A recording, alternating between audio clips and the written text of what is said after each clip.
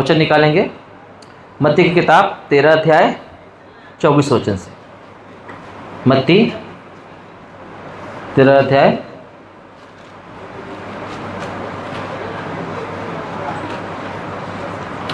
24 वचन। ओके, आज हम सीखेंगे जंगली बीज का दृष्टांत। ओके, यीशु मसीह एक्चुअली जो हम मत्ती 13 अध्याय देखते हैं ना, इसमें यीशु मसीह ने दृष्टांतों से ही बातें किया है। पूरा आप पढ़ोगे ना तो इसमें बहुत सारे दृष्टांत परमेश्वर के स्वर्ग के राज्य के विषय में, और परमेश्वर की संतान और दुष्ट की संतान कैसे परखे जाते, कैसे पता चलता है, और हम कौन सी संतान हैं, इसमें बहुत अच्छी तरीके से यीशु मसीह ने हमें सिखाया है। आमीन।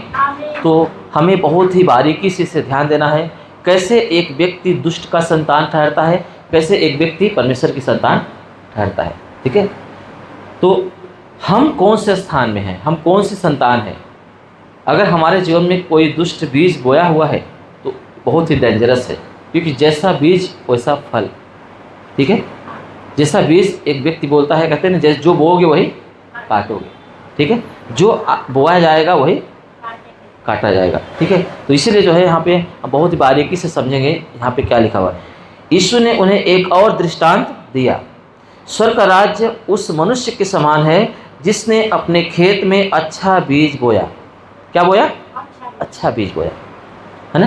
यीशु मसीह ने एक दृष्टांत बताया और बोलता है, एक स्वामी ने, एक मालिक ने अपने खेत में अच्छा बीज बोया, पर जब लोग सो रहे थे तो उसका शत्रु आकर गेहूं के बीज, जंगली बीज बोकर चला गया।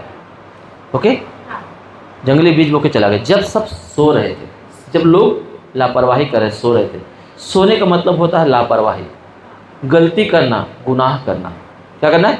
गुनाह करना, मतलब परमेश्वर के वचनों का उल्लंघन करना, या परमेश्वर ने जो हमें कर्तव्य दिया उस पर खरे न रहना, खराई से उसमें न रहना। तो ऐसे ही जब आप पता है वो शैतान यानी शत्रु वो बीज कब बोया? जब वो सो रहे थे लोग। ठीक है, जब लापरवाही कर रहे थे। आप पता है आज भी मनुष्य विश्वासियों के जीवन में शैतान बीज बोता है, दुष्ट बीज बोता है। कब बोता है? जब वो विश्वासी प्रार्थनाओं से वंचित होते हैं, अपनी समझ का सहारा लेते हैं, अपना दिमाग लगाते हैं, परमेश्वर के वचन के अकॉर्डिंग अपने आप को नहीं चलाते हैं। ऐसा वक्त में वो सोते हुए पाए जाते हैं। जब परमेश्वर बोलता है बेटा यहाँ खड़ा रहा, बेटी यहाँ खड़ा रहा, तो बेटा और बेटी अलग रास्ते में खड़े रहते हैं। परमेश्वर बोलता है बेटी इस रास्ते में चल, बेटा इस रास्ते में चल, और बेटा और बेटी दूसरे रास्ते में चलते हैं। तो ऐसी कंडीशन में शैतान देखता है कि ये सो रहे हैं, है ना, ये लापरवाह कर रहे हैं, ये परमेश्वर के विरुद्ध जा रहे हैं। ऐसे हालात में शैतान अपने बीजों को ना बोने के लिए क्या करता है? कार्य करता है।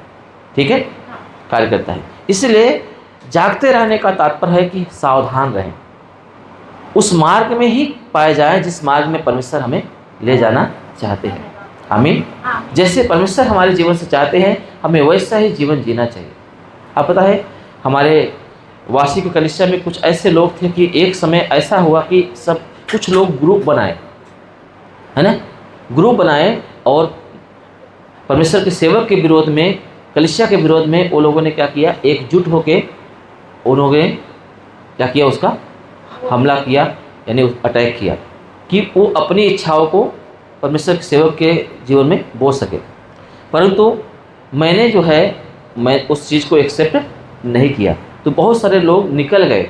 ठीक है, आप पता है जितने लोग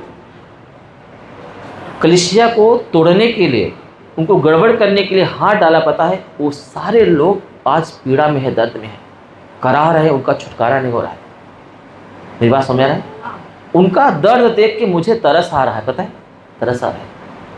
उसमें से कुछ तो रिटर्न हो गए, वापस आ गए, उनका अच्छा होने लगा है, पर कुछ अभी भी अपने टेक पे हैं और आज इतने तकलीफ में है ना, उन बीमार होते तो बीमारियां उनको चंगाई नहीं मिलती। समझे? ऐसे बहुत सारे लोग उनकी फैमिली प्रॉब्लम्स में, बीमारियों में आज जूझ रहे हैं। उनके सारे पैसे, उनकी सारा जो मेहनत है सब व्यर्थ में चली जा रही है। मैंने अपनी आंखों से मैं देख रहा हूँ, क्योंकि मैं वेदी के सामने हूँ, मैं आपको झूठी साक्षी नहीं दे सकता। कारण क्या है? उन्होंने परमेश्वर के सेवक के विरोध में बलवा किया और कलीसिया को तोड़ने का काम किया।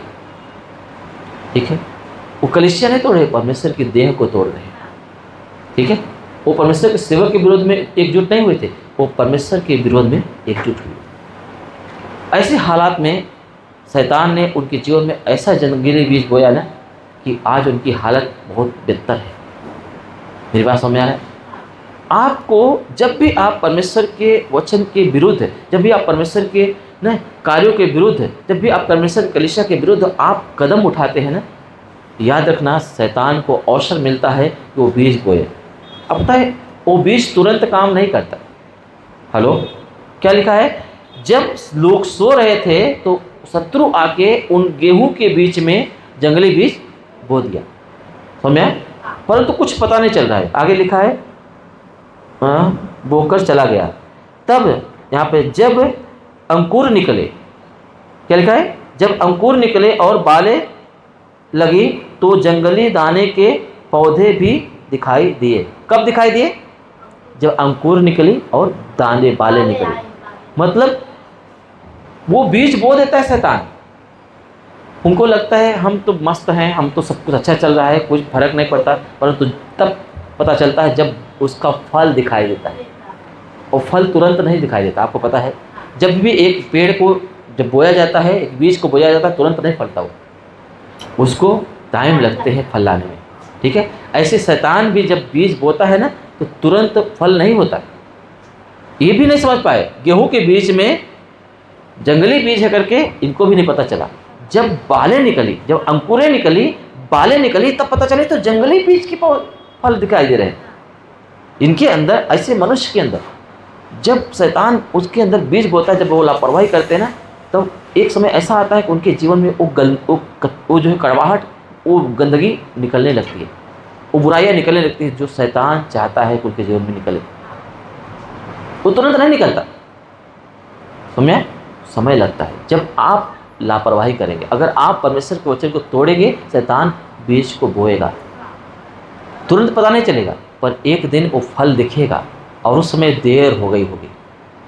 उसमें क्या हो गई हो? देर हो गई। यहाँ पे लिखा हुआ है वचन में, जब किसानों ने, मजदूरों ने देखा कि अरे ये तो गेहूं के बीच में जंगली पौधे दिखाई दे रहे हैं, मतलब उनके भी फल दिखाई दे रहे हैं। अंकुरें निकली और बालें निकली तो जंगली पेड़ के भी फल दिखाई दिए। उस समय जो है यहाँ पे लिखा हुआ है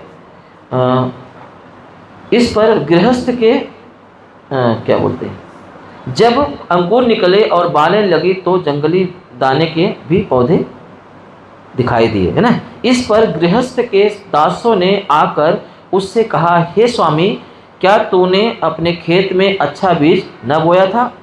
फिर जंगली दाने के पौधे उनमें कहाँ से आ गए? इससे पहले नहीं बोले, वो गए भी नहीं मालिक के पास, क्योंकि उनको भी दिखाई नहीं दिया। जब बालें निकली ना, जब उसका फल दिखाई दिया ना, तब उन्हें पता चला कि अरे ये तो जंगली बीज है। तब मालिक के पास गए, मालिक ऐसा हो गया। फिर मालिक क्या बोलता है, देखिए कहाँ से आ गए। उसने उनसे कहा, मालिक ने, स्वामी ने उनसे कहा, उसने उनसे कहा, यह किसी शत्रु का काम है, यह किसी शत्रु का काम है। दासों ने उससे कहा, क्या तेरी इच्छा है कि हम जाकर उनको बटोर ले? उसने कहा, नहीं, ऐसा न हो कि जंगली दाने के पौधे बटोरते हुए तुम उनके साथ गेहूं भी उखाड़ लो। समझा?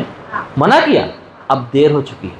अब उनका हाथ लगाओगे ना तो वो जो रूट है ना, वो अच्छे बीज में भी घुस गया है। समझा? अब बहुत देर हो चुकी है, इसलिए अभी उनको हाथ मत लगाओ, अभी उनको हाथ मत लगाओ।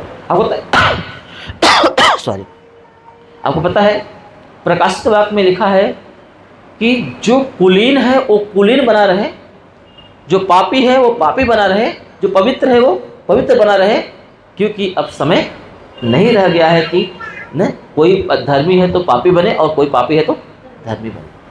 अब समय वो चला गया है। ऐसे ही हमारे जीवन में एक पड़ाव होता है, एक समय निर्धारित किया जाता है मन फिराने का और लौट आने का, फल लाने का। आप पता है हर एक पौधों का, हर एक पेड़ का एक सीजन होता है फल लाने का। सीजन के हिसाब से वो फल लाता है, तो वो क्या करता है, फ़ायदेमंद होता है। बगैर सीजन के कुछ चीज़ खाओगे ना तो वो फ़ायदा नहीं करता, नुकसान करता। पता नहीं पता आप लोगों को? इसलिए डॉक्टर जो है आपको वही सलाह देता है जो सीजन के फ्रूट्स हैं ना, पौधे हैं, फल हैं, वही खाया करो। ठीक है, क्योंकि सीजन के फल खाने से हमारे शरीर में वो एनर्जी प्रोवाइड करता है, वो प्रोटीन, विटामिन जो भी हमारे शरीर को तंदुरुस्त रहने के लिए तत्व मिलते हैं, वो सब उससे हमें मिलते हैं। समझ में आ गई नहीं मेरी बात? इसीलिए जो है हर एक के व्यक्ति के जीवन में एक समय होता है फल लाने का। जब फल लाने का समय आया तो फल ही नहीं है। हेलो, लापरवाही कर रहे हैं, मेरी बात समझ में आ रहा है? इसलिए जो है मौलिक बोलता है कि इनको टच मत करो, क्योंकि अभी इसको छेड़खानी करेंगे ना तो अच्छे गेहूं भी उखड़ जाएंगे। ठीक है, इसलिए कटनी तक इन दोनों को एक साथ में बढ़ने दो। कटनी के समय में मैं काटने वाले को बोलूँगा कि जो जंगली बीज के पौधे हैं उन्हें बटोर के गट्ठी बांधकर एक जगह इकट्ठा करें और गेहूं को मेरे खेतों में इकट्ठा करें। ठीक है, मेरी बात समझ में आए? जो जंगली बीज है उनको गट्ठी बांध के एक जगह पे इकट्ठा करें जलाने के लिए और गेहूं को मेरे खेतों में इकट्ठा करें। ठीक है, ये मालिक बोलता है। ऐसे ही बाइबल में लिखा है कि जो राज्य है ना, राज्य का जो बीज है वो परमेश्वर का राज्य का बीज है। जो यहाँ पे बीज बता रहा है ना, राज्य का बीज ना, वो राज्य के बीज जो है परमेश्वर ने परमेश्वर के पुत्र को ना, उनके बच्चों को बताया है, और दुष्ट के बीज शैतान के बच्चों को बताया गया है। हेलो, दुष्ट के बीज अगर हम वहाँ पे पढ़ेंगे तो लिखा हुआ है 36 से, तब वह भीड़ को छोड़कर घर में आया और उसके चेलों ने उसके पास आकर कहा, खेत के जंगली दाने का दृष्टांत हमें समझा दे। तब यीशु मसीह उनको समझाता है कि इसका मतलब क्या होता है। क्या बोलते हैं? उसने उनसे उत्तर दिया, अच्छा बीज का बोने वाला मनुष्य का पुत्र मतलब यीशु है। ठीक है, खेत संसार है और अच्छा बीज क्या है? राज्य की संतान है, और जंगली बीज दुष्ट की संतान है। जो अच्छा बीज है वो राज्य की संतान है, और जो जंगली बीज है वो दुष्ट की संतान है। और क्या लिखा है? संतान है। जिस शत्रु ने उनको बोया वो शैतान है, और कटनी जगत का अंत है, काटने वाले स्वर्गदूत हैं। कटनी जगत का अंत है, काटने वाले स्वर्गदूत है। इसलिए अगर एक व्यक्ति जो है लापरवाही करेगा, अगर वो बाइबल के अकॉर्डिंग पता चल रहा है कि हमें क्या करना चाहिए, मन फिराना चाहिए, हमें सावधान रहना चाहिए कि ये रूट जो है हमारे जीवन में न पाया जाए, है ना, ये बीज न पाए जाएं, और वो मन फिराएगा और प्रभु से मदद मांगेगा तो वो काम करेगा प्रभु। परंतु जब वो समय चला गया ना, वो बढ़ गया ना, तब प्रभु बोलेगा जाने दो इसको, है ना, छोड़ देगा आपके हालात पे, और आप जो है भटकते रहेंगे। एक दिन ऐसा आएगा कि क्या करेंगे, तुम्हारा जीवन खत्म हो जाएगा, फिर न्याय सिंहासन पे खड़ा होना पड़ेगा। फिर जब देखा जाएगा, जब जीवन की पुस्तक खोली जाएगी तो उसमें आपका नाम नहीं मिलेगा, आपका नाम जो है मृत्यु की किताब में मिलेगा ना, इटर्नल डेथ की किताब में मिलेगा, और हमेशा के लिए आग में झोंक दिया जाएगा। ठीक है, इसलिए हमें क्या करना है, अभी सावधान होना है, अभी सावधान होना है। इंतज़ार मत करो, ये बाइबल झूठी नहीं है। ठीक है, पास्टर झूठे हो सकते हैं या कोई व्यक्ति धोखा दे सकता है, झूठा हो सकता है, पर बाइबल झूठी नहीं हो सकती। परंतु प्रभु का धन्यवाद हो कि हम सत्य की संतान है ना, हम राज्य की संतान है, और हम में प्रभु सत्य डाला हुआ है। आमीन, हम सच्चाई में चलते हैं। हालेलुया। तो हमें ये बताया जा रहा है। तो वो बीज कब बोया? जब लोग सो रहे थे, है ना, परंतु वो फल पता चला कब? जब फल दिखाई दिया, है ना। आजकल माँ बाप अपने बच्चों को अच्छी शिक्षा नहीं देते, लापरवाही करते हैं, पर जब वो बच्चे बड़े हो जाते हैं, शैतान उनके अंदर पहले से बीज डालने लगता है।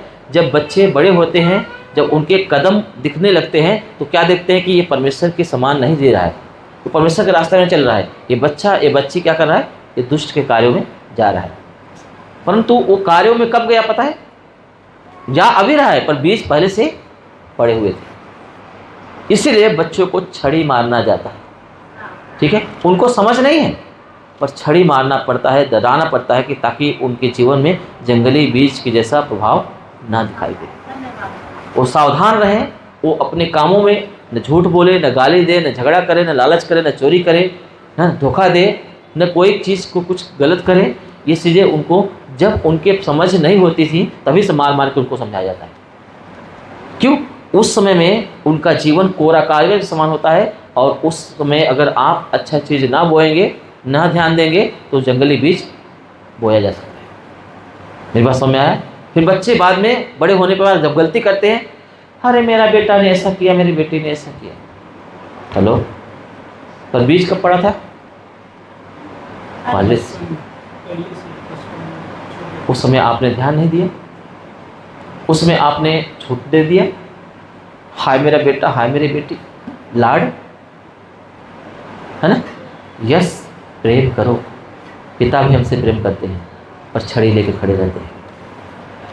बाइबल लिखा है, जो माँ बाप अपने बच्चों को गलती करने पर छड़ी नहीं मारते, वो उन्हें गलती करने के लिए, गुनाह करने के लिए बढ़ावा देते हैं। बाइबल में लिखा है, जो माँ बाप अपने जिस बच्चे का ताड़ना माँ बाप ना करे, वो बच्चा व्यभिचार की संतान बन ठहरता है।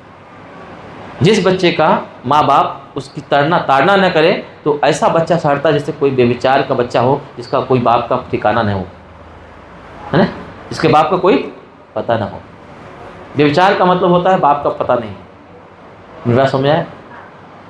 इसलिए बहुत ज़रूरी है प्रियो, हमें ये सब बातें समझना। अब हम आते हैं कलीसिया। कलीसिया में लोग आते हैं तो वो एक बच्चे के समान कलीसिया में आते हैं। बाइबल में लिखा है, अगर तुम इस बालक के समान ना बनो तो स्वर्ग राज्य में प्रवेश नहीं कर सकते। अब वो बालकों को जो कलीसिया में लोग आते हैं, अगर उनसे गलती होता है तो किसी को प्रभु ने रखा हुआ है पनिशमेंट करने का, छड़ी मारने का, समझाने का, डांटने का, उनको वाच करने का, देखते रहने का, ये बेटा, ये बेटी, ये बहन, ये भाई क्या कर रहा है, सही चल रहा है कि नहीं चल रहा है, उसे उस समय डांटा जाता है। अगर उस छड़ी का उसने क्या किया, इनकार किया, अपना फालतू चीज़ों में गया, तो उसने मौका दे दिया कि शैतान की जो में बीज बोए। वो तुरंत नहीं काम करेगा। आज बहुत सारे लोग चर्च छोड़ के चले जाते हैं, अपनी मनमानी करते हैं, पता है, अपने हिसाब से कलीसिया चुनते हैं, अपने हिसाब से ना सब कुछ करते हैं। उस समय में तुरंत नहीं पता चलेगा, तुरंत तो वो इन्जॉय करेंगे, मजा आएगा, अरे बहुत अच्छा है, बहुत अच्छा है, और बाद में पता चलेगा जब वो बीज जो है ना फलवंत होगा, तब क्या होगा, फल लगेगा। जैसे वाशी के चर्च में लोगों के साथ अब हो रहा है। बात कितने समय की है? लॉकडाउन के बाद की बात है, मतलब 3 साल के ऊपर हो गया है ना, और अब जाके वो फल दिख रहा है। तो मैं 2 साल 3 साल तक खूब इंजॉय किए, अब पटका पड़ रहा है ना, इसलिए हमको देख के आंसू आ रहे, पता है,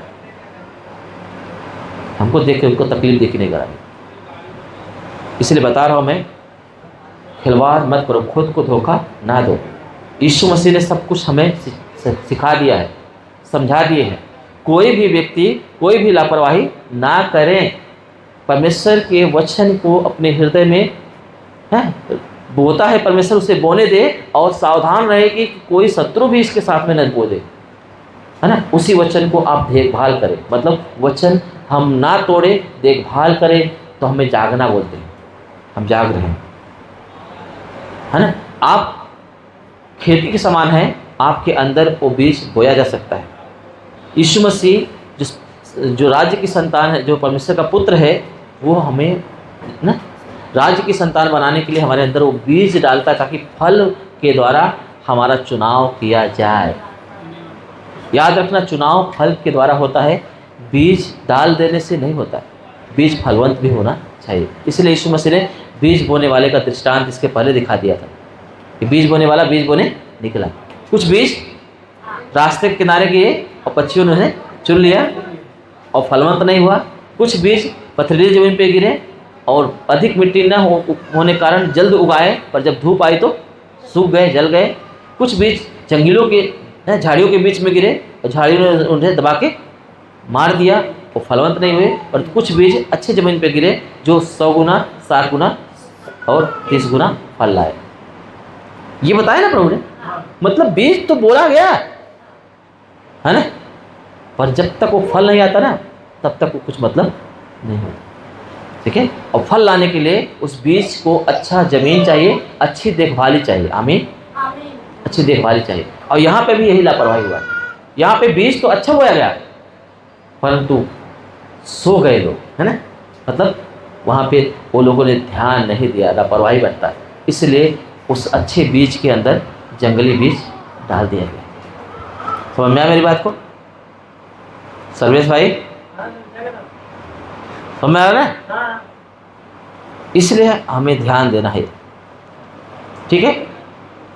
हमेशा अपने आप को जांचते रहना। मैंने मॉर्निंग प्रेयर में क्यों चालू किया, एवरी मॉर्निंग हम क्यों इकट्ठा होते हैं, ताकि हम लोग पूरे दिन के लिए सावधानी, ताकत पाए, एनर्जी पाए और सावधान होए। क्योंकि हम जब प्रथम पहला स्थान प्रभु को देते हैं, प्रभु हमारे जीवन में वो बीज बोता है और प्रभु हमारे जीवन में हमें ताकत देता है कि उसे हम देखभाल कर सकें, ताकि हम लापरवाही वाला जीवन न जिए कि शैतान हमारे अंदर जंगली बीज बो सके। क्योंकि हमें बाहर निकलते हैं, काम पे जाते हैं, लोगों से मिलते हैं, उनके द्वारा शैतान क्या करता है, लापरवाही अगर हुई तो शैतान बीज डाल सकता है। पर हम इसलिए लापरवाही नहीं करते क्योंकि हमारे अंदर हमने कुछ पाया है, एक ताजगी पाया है और वो हमारे अंदर बनी हुई है अभी, ठीक है।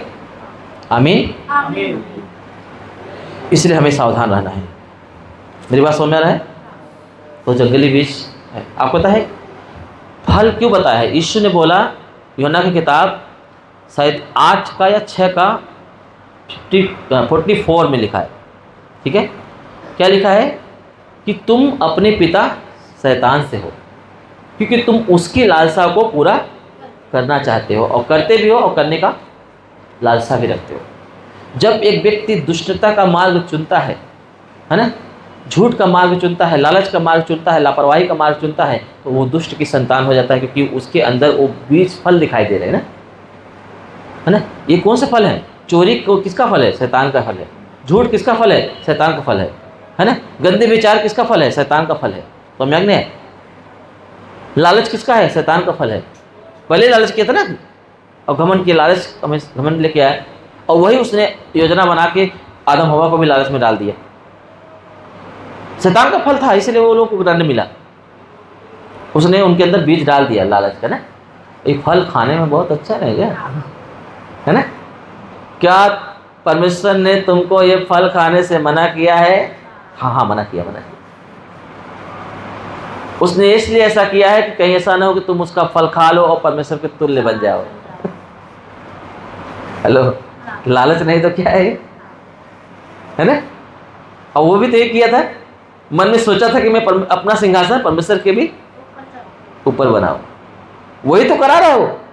जब आप ऐसा करते हैं तो आप शैतान के बच्चे बन जाते हैं, शैतान की संतान बन जाते हैं, है ना रीना? समझ आ रहा है? नहीं आ रहा? ठीक है। ये मस्त यहाँ पे आके अगर मालूम है नींद पूरा नहीं होता ना, किसी को नींद नहीं आती ना, तो इधर आ जाएगा तो उसको जरूर नींद आएगी। हाँ, क्योंकि यहाँ इतना कीमती चीज मिल रहा है ना, वो लेने नहीं देना चाहता। बाहर जो है वो अपना बीज बो रहा है, यहाँ पे परमेश्वर अपना बीज बोता है ना। कहीं ऐसा ना हो कि बीज उनके अंदर आ जाए और फल लाए, है ना। इसलिए जागते रहो, प्रार्थना करो, प्रभु मुझे जो है आपके कंट्रोल में हम आपको देते। प्रभु आप मेरा निगरानी करें, मेरी आंखों का तावा ले, मेरे मन का तावा ले, मेरे हृदय का तावा ले, है ना, मेरे जीवन का तावा ले, ताकि तेरे वचनों को मैं ग्रहण कर सकूँ, सुन सकूँ और ग्रहण कर सकूँ। हालेलुया। इसलिए जो है बहुत इम्पॉर्टेंट है हमें इस बातों को ध्यान देना, प्रियो, बहुत ज़रूरी है। मैं आपको बहुत लंबा मैसेज नहीं करने वाला, हमें इतना समझ जाए ना कि आज हमें कैसे प्रभु में वो फलवंत होना है ना, वो फल कैसे लाना है। आप अगर परमेश्वर का वचन का बीज आप लोगे तो आप परमेश्वर के ही वचन का बीज फल लाओगे। अगर आप दुष्ट का बीज लोगे तो दुष्ट का फल लाओगे। इसलिए आप ज़्यादा से ज़्यादा प्रार्थना में रहें। आमीन, आमीन। वचनों को ज़्यादा पढ़ें, और जैसे वचन मिलता है उसे जाने ना दे, उसको अंदर रखें, उसके अनुसार से अपने आप को ढालें ताकि फल दिखे। आमीन, क्योंकि शैतान जो है वचन को चोरी भी करता है, धन का धोखा वचन को बिगाड़ देता है, संसार की चिंता वचन को खराब कर देती है ना। दुख ना, दुख और हमारे ऊपर सताव वचन को खराब कर देता है, यही तो लिखा है ना। दुख और सताव, जो बीज पथरीली जमीन पे गिरे थे उगे तो बहुत तेजी से, पर ज़्यादा जड़ न होने की वजह से वो सूख गए धूपाई। वो ऐसे लोग होते हैं वचन को सुनते तो ग्रहण तो करते, क्या पास्टर जी ने सिखाया ना, मस्त वचन था, परंतु जब वचन के कारण उनकी परीक्षा आती है, कोई उनको क्या करता है, सताता है, अरे तू मसीह यीशु में चला गया, सब कुछ छोड़ दिया, अब हमारा तेरा रिश्ता खत्म, अब तुम जो है तेरा नौकरी गई, मैं तुझे काम से निकालता हूँ। अच्छा खासा काम कर रहा था, अचानक काम मालिक बोलता है तूने यीशु को ग्रहण किया है इसलिए नौकरी गई। अब वचन धोखा हो गया, अरे हम गलती हो गया है ना, माफ करो, अब हम नहीं जाएंगे। या तो हम कुछ दिमाग लगाएंगे, इधर उधर करेंगे, चोरी हो जाएगा, फलवंत नहीं होगा। मेरी बात समझ रहा है, ताकि हमें वो नौकरी मिल जाए। ऐसे तो होता है ना, मुझे पता है कितने बार नौकरी से निकाला गया जब मैं काम करता था। कारण क्या पता है, मैं बाइबल पढ़ता था, ड्यूटी पे मैं बाइबल पढ़ता था। सब लोग ऐसे बैठे रहते थे, अपना कुछ भी करते रहते थे, परंतु मैं बाइबल पढ़ता था। और उनके अंदर जो लोग थे, अधिकारी थे ना, उनके अंदर दुष्टात्मा का प्रभाव था, और उनको देख के सिर्फ आँख बबूला हो जाते थे और वो कंप्लेन कर देते थे, ये लड़का नहीं मांगता है हमको। अब मैं बोलता था कोई बात नहीं, दूसरा जैसा ही। इसने क्या बोला, जो जहाँ पर तुम्हारी नहीं सुने मिट्टी झाड़ो, आगे बढ़ जाओ। पर वचन को खत्म मत होने दो, है ना। दुख और सताव वचन को सुखा देता है, खराब कर देता है। और जो पथरीले, जो झाड़ियों के बीच गिरे थे, धन का धोखा, संसार की चिंता, है ना, संसार की चिंता और धन का धोखा, क्या होगा हमारे परिवार का, क्या होगा मेरा। फिर पैसे की बात आए, अगर हम इतना पैसा यहाँ कर देंगे तो वहाँ क्या होगा, है ना, इतना पैसा चला जाएगा तो हमारा बच जाएगा अगर हम नहीं देंगे तो। ये सब धोखा, या तो लालच करना पैसे का, और लालच करने की वजह से, पैसे के पीछे भागने की वजह से आप वचन भूल जाओगे, वचन क्या बोलता है। आप समझते हो, आज इतने बड़ी बड़ी पैसे के लालच में लोग धोखा कर रहे हैं, क्या बच जाओगे। जो आत्मा रहेगा ना आपके अंदर ना, आपको गलती करने नहीं देगा, तड़पोगे गलती करने। आप गलती करते जा रहे हो, मतलब इसका मतलब है कि आप संसार के धोखे में आ गए हो, धन के धोखे में आ चुके हो। हेलो, आप चोरी करने के बाद भी आपको एहसास नहीं हो रहा है ना, इसका मतलब है कि आप डूब गए हो अंदर पूरी तरीके से। समझे, आप गलत कदम उठाने के बाद भी आपको पश्चाताप नहीं हो रहा है, आप समझ लो कि आप गए। पवित्र आत्मा आपका साथ नहीं दे रहा, क्योंकि पवित्र आत्मा भी आपको छोड़ दिया है, नाराज हो गया, क्योंकि आपने उसे बार बार विनती करने के बाद भी उसको अपमान ही किया। क्योंकि पवित्र आत्मा आपसे विनती करता है, बातें करता है। इसलिए बाइबल लिखा है, जो पवित्र आत्मा के चलाए चलते हैं वही परमेश्वर के लोग कहलाएंगे। हमें शरीर के अनुसार जीवन बिताना मृत्यु है, पर आत्मा के अनुसार जीवन बिताना जीवन और शांति है। हमें ये है, तो हमें दुष्ट की संतान नहीं बनना है, दुष्ट का बीज हमारे अंदर नहीं पाया जाना चाहिए। हमें चेक करना है, जांचना है और पवित्र बनना है। आमीन। पवित्र बनना, हमेशा आपको पता चलता है कि आज मेरे अंदर दुष्ट ने कोई बीज बो दिया है और मैं जो है परमेश्वर से छिपना पड़ रहा है, लज्जित होना पड़ रहा है, मुझे वो वचन तोच रहा है। आप मन फिराओ, नहीं तो देर हो जाएगा। ठीक है, फिर उखाड़ने जाएंगे ना तो तकलीफ हो जाएगा। मेरी बात समझ में आ रहा है, तकलीफ हो जाएगा। जैसे कलीसियाओं में आज होता है, कुछ लोग इतने पुराने विश्वासी हो जाते हैं ना, कि गलती करते हैं, उनको डांटने जाओ तो उनके साथ जो जुड़े रहते हैं ना अच्छे लोग, वो भी नाराज हो जाते हैं और उसके कदम उठाने से उनका भी कदम गलत उठ जाता है, बिगड़ जाते हैं। ठीक है, अच्छे विश्वासी भी गलत कदम उठा लेते हैं। क्यों? क्योंकि उनके साथ में कहीं न कहीं जड़ पकड़ा हुआ है ना। हेलो, जड़ पकड़ा हुआ है। इसलिए मैं बता रहा हूँ आपको, ध्यान देना है। ठीक है, हालेलुया। तो हम किसकी संतान बनना है?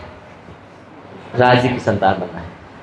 हम परमेश्वर की संतान बनना है, और परमेश्वर की संतान बनना है तो हमारे अंदर परमेश्वर के ही द्वारा बोए गए बीज पाए जाएं और वही बीज फलवंत होने पाए। बाकी कोई बीज हमारे अंदर दिखाई न दे, कोई फल दिखाई न दे, कोई प्रकार का स्वभाव न दिखाई दे। लालच, नफरत, झगड़े, लड़ाई, है ना, गाली, गंदी चीज़ें कभी दिखाई न दे। ईमानदार रहें, सच्चाई में चले, पवित्र बने। बाइबल लिखा है तुम्हारा बुलाने वाला जैसे पवित्र वैसे तुम भी अपनी सारी चाल चलन में पवित्र बनो। आमीन। क्योंकि वो पवित्र है, तुम भी पवित्र बनो।